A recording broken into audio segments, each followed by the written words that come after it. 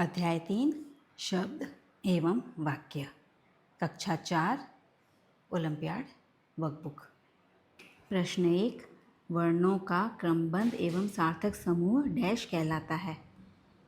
शब्द कहलाता है। जैसे वर्ण हो गए, देखिए क ह ला ता, ये सारे वर्ण हो गए। इनको क्रमबद्ध और सार्थक मीनिंगफुल बनाने के लिए इन्हें सही ऑर्डर में होना ज़रूरी है, तब वह शब्द बनता है।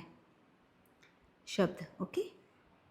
वाक्य डैश के अनुसार शुद्ध होने चाहिए, व्याकरण के अनुसार। एज पर ग्रामर वाक्य शुद्ध होना चाहिए। दिए गए शब्दों को सही क्रम में लगाकर सही विकल्प चुनिए। सारे हमें शब्द दिए गए हैं, इन्हें हमें सही ऑर्डर में लगाना पड़ेगा, तब जाके सही वाक्य बनेगा।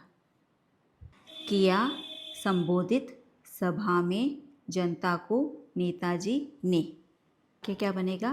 नेताजी ने जनता को सभा में संबोधित किया। देखिए, नेताजी ने सभा में जनता को संबोधित किया, यह वाक्य हमारा सही है।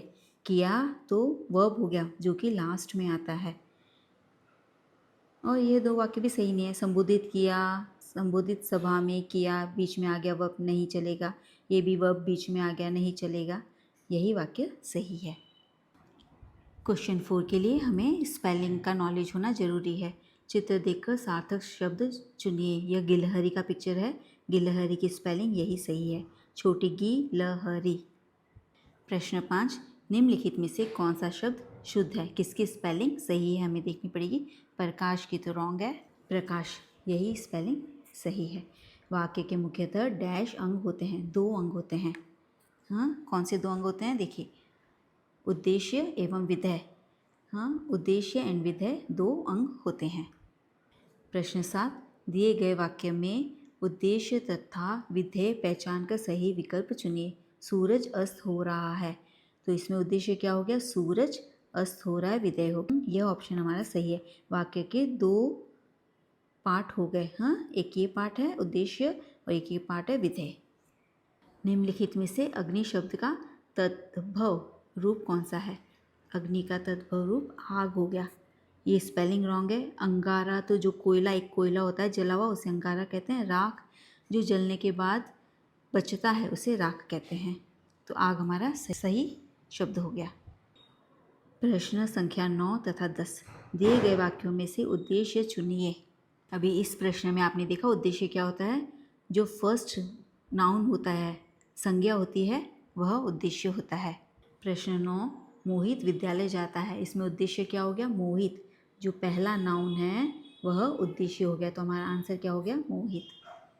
हिमालय सबसे ऊंचा पर्वत है, तो अभी हमारा इसमें उद्देश्य क्या हो गया? हिमालय। जो फर्स्ट नाउन है वही हमारा उद्देश्य है। दिए गए वाक्यों में से विधेय चुनिए। उद्देश्य हमें पता है, तो बाकी का सारा विधेय होता है। मुझे राम के घर खेलने जाना है, मुझे संज्ञा की जगह सर्वनाम आया है, तो यह हमारा उद्देश्य हो गया, विधेय हो गया। राम के घर खेलने जाना है, तो हमारा सही आंसर क्या हो गया? राम के घर खेलने जाना है। राम के घर यहाँ से लेके यहाँ तक, ये हमारा विधेय हो गया। सुधा ने पुस्तक पढ़ ली, अब इसमें क्या हो गया? ये हमारा उद्देश्य हो गया, तो विधेय हमारा ये हो गया, ने पुस्तक पढ़ ली। ओके, हमें स्पेलिंग का ज्ञान होना जरूरी है।